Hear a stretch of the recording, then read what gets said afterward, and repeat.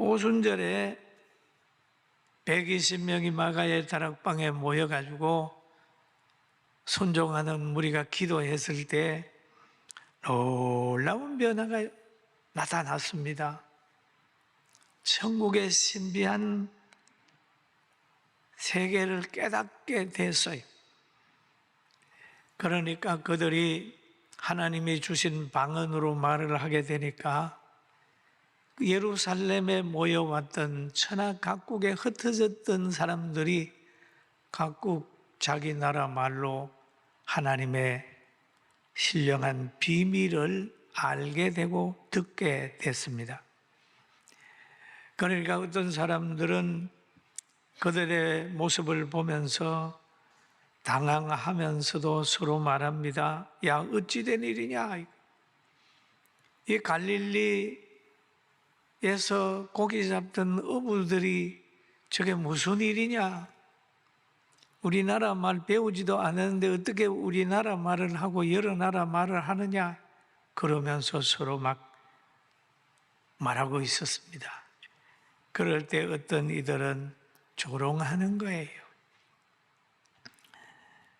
야, 그들이 세술에 취했다. 여러분, 이렇게 신령한 사건을 술 취한 사람으로 인정을 해버리는 거예요. 놀라며 당황하여 이 어떤 이들은 조롱했어요. 술 취했다. 라고 했어요. 그런데 그 당시의 사건을 가만히 보면 조롱하는 사람, 당황하는 사람, 두려워하는 사람 막 섞여 있는 거예요. 왜 두려워했을까요? 수많은 사람들이 그날 두려워했습니다. 왜? 사도들이 성령 받은 다음에 말합니다. 예수님은 부활하셨다. 너희가 죽인 예수님이 부활하셨다. 그러면서 전하게 되니까 어떤 이들은 그럽니다. 형제들아 어찌할꼬.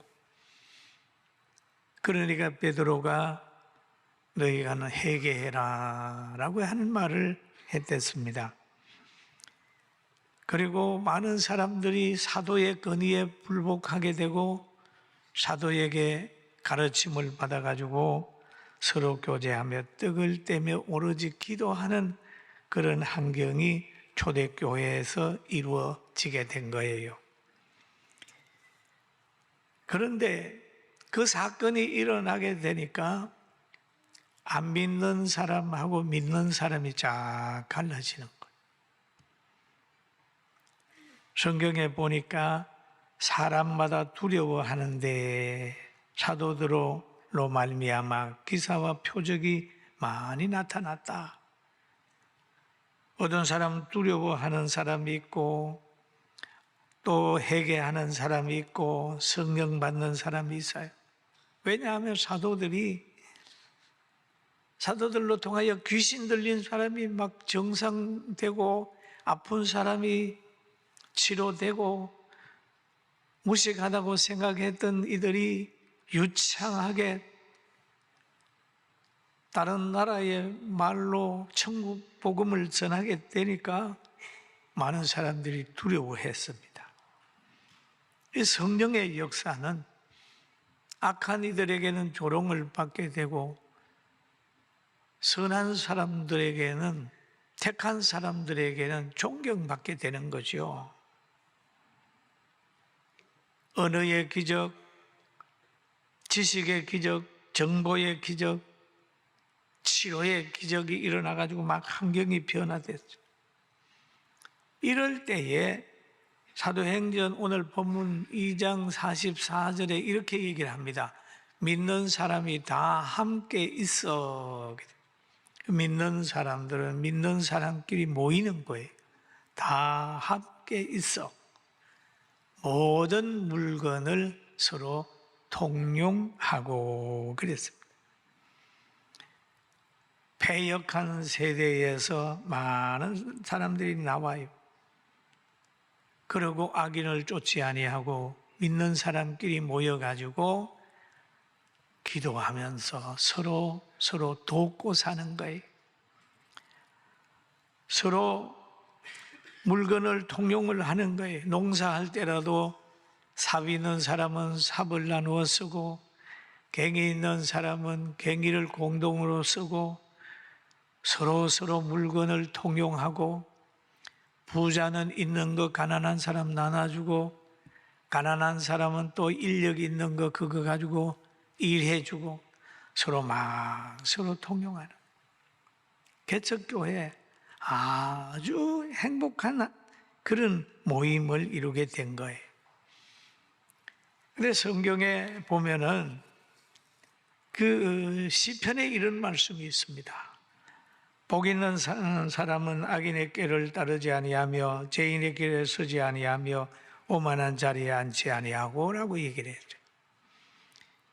그러면 의인과 악인들의 앉는 장소가 다르고 가는 길이 달라요. 그리고 하나님 기뻐하는 사람은 오직 여호와의 율법을 즐거워하여 그 율법을 주야로 묵상하는 자로다.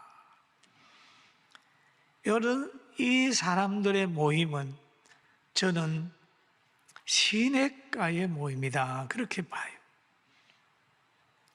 그는 시냇가에 심은 나무가 철을 따라 열매를 맺으며 그 잎사귀가 마르지 아니함 같으니 그가 하는 모든 일이 다 형통하리로다 라고 말합니다. 물건을 서로 통용하고 서로 필요를 채워주고 그럽니다. 여러분, 악인은 악인을 따르고 선인은 선인을 따릅니다. 악령이 들리면, 귀신이 들리면 공동묘지를 찾고, 성령을 받으면 교회를 찾게 돼 있어요. 그리고 악령이 들어가게 되면 사람을 죽여요. 사망운동하고 분리해요. 자꾸 이간질시켜요. 분쟁해요. 거짓 뉴스를 만들어서 사람들을 구렁텅이에 빠뜨리는 거예요. 그러나 성령의 사람은 화합하고 평화하고 생명을 살려내고 나눔과 영혼을 구원하고 하나님 앞에 예배를 드리는 거예요. 자기가 머무는 장소를 잘 분별해야 됩니다. 여러분은 영혼이 살았기 때문에 오늘 교회에 나오신 거예요. 할렐루야. 그런데 오늘 이 초대교회를 가만히 보니까 마음을 같이하여 그런 말이 나옵니다. 마음을 같이하여 성전에 모이기를 힘썼다 그런 말을 해요. 그리고 또 보면 재산과 소유를 팔아 각 사람의 필요에 따라 나눠주며, 한번 같이 읽어볼까요? 재산과 소유를 팔아 각 사람의 필요를 따라 나누어 주며 그랬습니다. 이 행위는 뭡니까? 예수님이 내 이웃을 내 몸과 같이 사랑하라고 하는 거예요. 그러니까 성령 받은 이들은 그 말씀을 실천하는 거예요. 성령 받은 사람은 자기의 필요를 채우려고 다른 사람을 이용하지 않습니다. 성령 받은 사람들은 다른 사람의 필요를 먼저 채워주려고 노력을 하는 거예요. 그러면서 화평을 유지하고 평안을 만들어가는 거예요. 무엇을 할 때에 자신의 필요와 영광을 위하여 하는 것은 다른 사람에게 불편을 줄 수도 있어요. 이루어져 봐야 별거 없습니다. 또 상대의 필요를 채워준다고 상대만 보고 기쁘게 하려고 해도 이루어진 후에 별거 없어요. 그럼 뭐냐? 하나님의 뜻을 생각하면서 하나님의 뜻대로 자기 필요도 채우고 상대 필요도 채우고 모든 환경을 만들어 간다 하면 이게 오래 가는 거예요. 할렐루야. 오래 갑니다. 오래 가요. 성령의 감동으로 행함으로 그 열매는 오래오래 가는 거죠. 오늘 성경에도 그런 얘기를 합니다. 날마다 마음을 같이하여 성전에 모이기를 힘쓰고 집에서 떡을 떼며 기쁨과 순전한 마음으로 음식을 먹고 그랬습니다. 날마다란 말이 있습니다. 날마다 연속성이 있죠. 오늘 끝나는 게 아니에요. 내일도 모레도 날마다. 하나님의 역사는 연속성이 있어요. 연속성. 초대교회의 그 역사는 지금 2000년이 지났는데 변함없이 내려오지 않습니까? 하나님의 말씀은 계속해서 변함없이 내려오는 거예요. 여러분 신앙생활 하면서 막 굴곡 없이 끝까지 천국 가는 날까지 변함없이 신앙생활 하게 되길 주의 이름으로 축원합니다. 사람 보다가 보면요 실망해요. 신앙생활 하다가 낙심됩니다. 왜? 사람을 보니까. 그러나 예수님을 바라보고 성령이 역사하면 고난 가운데도 잘 견딜 수 있어요. 여기에 보니까 하나님께서 제자들에게 그럽니다. 내가 너희에게 분부하여 모든 걸 가르쳐 지키게 하라. 볼지어다 내가 세상 끝날까지 항상 너희와 함께 있으리라 하시니라. 세상 끝날까지 항상 함께 있겠다. 예수님은 세상 끝날까지 항상 함께 있겠다. 성령으로 우리 마음속에 오셔서 함께 있겠다. 그러니까 기도하고 그러니까 말씀 보는 거예요. 여러분 연속성을 가지고 세상 끝날까지 변함없이 신앙생활 잘하기를 주의 이름으로 축원합니다. 너희 안에 이 마음을 품으라. 곧 그리스도 예수의 마음이니 그랬습니다. 예수님의 마음은 변하지 않습니다. 사람의 마음은 초초변이고 조석변이에요. 그러나 예수님의 마음은 변함이 없어요. 그러면서 이 마음을 가지고 성전에 모이기를 힘써라 그럽니다. 성전에 모이기를 힘써라. 예수님도 보면 성전을 가까이 했고 사도들도 보면 성전에서 기도하기를 힘썼어요. 성령 받으면 교회를 가게 돼요. 기도하게 돼요. 기도하는 게 훨씬 더 행복하게 돼요. 그래서 성전에 모이기를 힘쓰는 거예요. 모이기를. 그런데 사탄의 역사는 못 모이게 하는 거예요. 교회 안 가도 돼. 뭐 꼭 예배 드려야 돼. 기도는 꼭 해야 돼. 뭐 이러면서 자꾸 힘을 빼는 거예요. 그리고 요한복음 4장 23절에 보니까 하나님이 찾는 사람이 있습니다. 한번 같이 볼까요? 아버지께서 예배하는 자를 영과 진리로 예배할 때가 오나니 곧 이때라. 아버지께서는 자기에게 이렇게 예배하는 자들을 찾으시는, 예배하는 사람을 찾는다. 여러분 예배 잘 드려야 됩니다. 제가 여러분에게 한번 말을 한 기억이 있습니다. 과거에 어떤 분이 임종하기 전에 부탁한 내용이 있어요.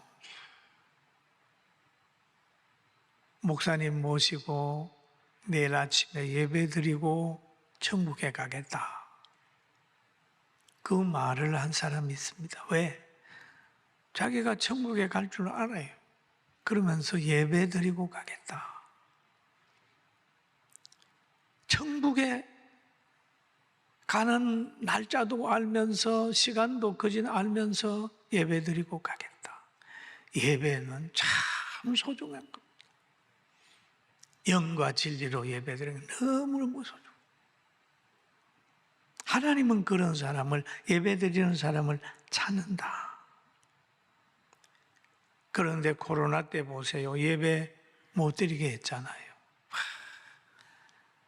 세상의 모든 곳에서는 왜 예배 드리냐, 왜 종교 행위하느냐, 뭐 이렇게 해서 자꾸 예배 드리는 것을 막습니다. 히브리서 10장 25절에 보면 이런 말이 있어요. 모이기를 패하는 어떤 사람들의 습관과 같이 하지 말고 오직 근하여 그날이 가까움을 볼수록 더욱 그리하자. 모이자. 모이기를 패하는 어떤 사람의 습관같이 꼭 교회 가야 돼. 꼭 모여야 돼. 하나님은 집에도 계시고 산에도 계시고 들에도 계시는데 그냥 직통으로 기도하면 되지. 꼭 모여서 예배를 드려야 되냐? 이렇게 말하는 사람이 많습니다. 현혹되지 마세요. 초대교회 성도들은 성령 받고 난 후에 성전에 모여서 열심히 기도해.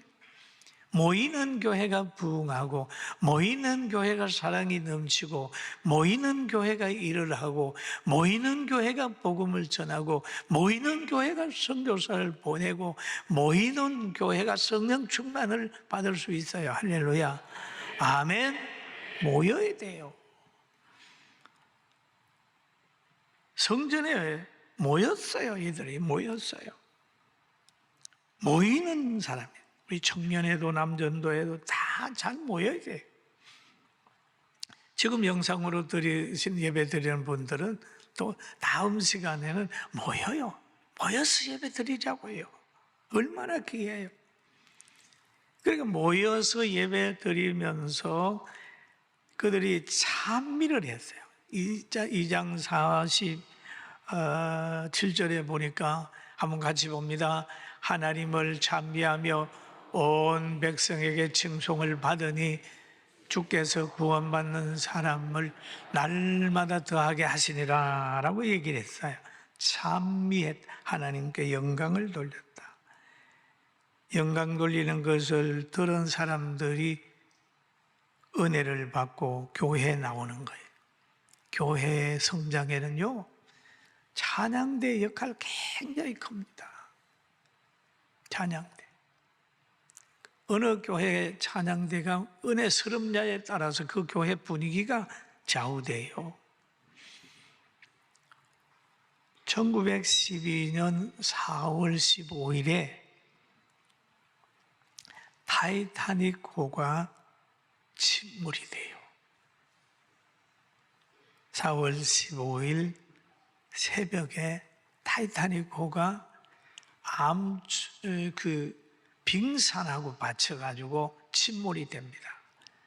그 침몰되는 시간은 2시간 40분을 거쳐서 침몰이 쫙 되는. 여러분 얼마나 불안했겠어요?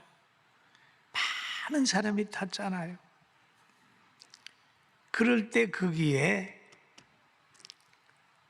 그 현장에서 웰레스 하틀리라고 하는 사람과 그의 악단이 타 있었어요. 그 아우성 칠 때 악단이 바이올린을 켜는데 그 노래가 뭐냐 하면 내 주를 가까이 하려 하면 내 주를 가까이 하려 함은 십자가 짐 같은 고생이나. 사람들이 죽어가고 그럴 때 그 소리를 들으면서 사람들이 물로 쫙 배가 깔아. 노래라고 하는 것은 사람을 감동시켜. 초대교회 이 성도들의 찬미가 많은 사람들을 이제 구원받게 하는 거예요. 교회를 찾게 만들었어요. 그뿐만 아니라 사무엘상 16장 23절에 보니까 하나님이 부리시는 악령이 사울에게 이를 때에 다윗이 수금을 들고 와서 손으로 탄적 사울이 상쾌하여 낫고 악령이 그에게서 떠났다. 이 연주라고 하는 게 바이올린이나 오르간이나 피아노나 하프나 블루리나 뭐 여러 가지. 이게 찬송을 부를 때에는 악령들이 떠나고 사람이 변화돼.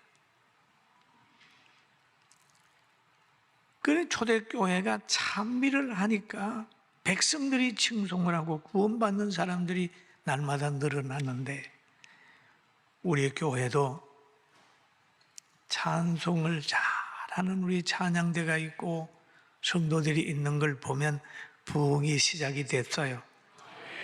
믿습니까? 이제 시작한 부흥이 돼. 초대교회가 부흥함으로 인하여 세상에서는 빛과 소금의 역할을 감당을 해요. 많은 사람들에게 등불로 역사를 하고 소금으로 역사를 하는. 교회가 부흥하면 세상이 아름다워지고 세상이 좋아지는 겁니다. 교회가 타락해버리면요, 세상이 살 수 없는 세상이 돼버려요. 여러분 한 사람이 변화돼서 똑바로 서면 가정이 바로 서요. 할렐루야. 다른 사람 보고 바로 세우려고 하지 말고 여러분 한 사람이 바로 서세요. 다른 교회 욕하지 말고 우리 교회라도 똑바로 서. 자기 가정도 다스리지 못하는 사람이 대통령 보고 욕하고 또 어떤 지도자들 보고 욕하고 그런 사람들 많이 봐요. 남의 죄 간섭하지 말고 자기 잘 살피고 성령 충만히 받아서 교회 와서 열심히 기도하고 복음 전하게 되기를 주의 이름으로 축원합니다. 그러면 초대교회 성도들이 이렇게 힘있게 된 것은 자기 힘이 아니었어요. 여러분, 자기 힘으로 신앙생활을 하려고 하면 할 수가 없어요. 너무 힘들어요. 그러나 성령을 받으면 돼. 여러분이 시험 받고 있습니까? 시험을 이기려고 하지 말아요. 시험은 여러분이 다 이겼어요. 믿습니까? 예수 믿으면 시험 이긴 거예요. 안 믿으니까 시험에 드는 거지. 감당할 시험만 하나님이 준다고 그러는데 감당 못하면 하나님이 거짓말하는 겁니까? 다 이길 수 있어요. 옆 사람 보고 시험을 이길 수 있습니다. 다 이길 수 있습니다. 죽어도 이기는 거예요. 바울 사도가 죽으면서도 울고 죽었나요? 죽으면서도요. 시험은, 우리에게 시험은 시험이 아니에요. 다 예수님이 이겨놓은 거 우리 이기는 거예요. 우리가 보세요. 우리가 질병 질고도 하나님께서 예수님을 통해 담당을 시켰는데 우리는 영혼 구원만 생각하지 육체는 따로 생각했거든요. 아니에요. 그것까지도 질병이 우리에게 들어오게 되면 병원도 가야 되고 약도 먹어야 되지만 먼저는 병 많으니까 막이니까 나사렛 예수 이름으로 쫓아내야 돼요. 할렐루야. 먼저 기도해야 된다니까요. 고난이 오면 기도해야 된다니까요. 실패가 오면 실패케 하는 영을 쫓아내야 된다니까요. 이게 영적인 세계의 것을 영적으로 해결하고 음식을 먹듯이 다른 거 약을 먹기도 하고 보약을 먹기도 하고 먹는 거 괜찮아요. 여러분, 오늘 우리가 성령 충만을 받아서 주님이 담당한 거 다 주신 거 다 누리면서 천국 가는 날까지 행복하기를 주의 이름으로 축원합니다. 오직 성령이 너희에게 임하시면 너희가 권능을 받고 예루살렘과 온 유대와 사마리아와 땅끝까지 이르러 내 증인이 된다고 그랬습니다. 여러분, 그리스도의 증인으로 살고 기도원에 300명 용사 1,000명 기도 용사들, 우리가 기도함으로 인하여 우리 교회에서 훌륭한 의사도 나오고 훌륭한 지도자도 나오고 훌륭한 목회자도 나오고 훌륭한 경영자도 나와서 정말 세상을 새롭게 만드는 복이 여러분 모두에게 있기를 주의 이름으로 축원합니다.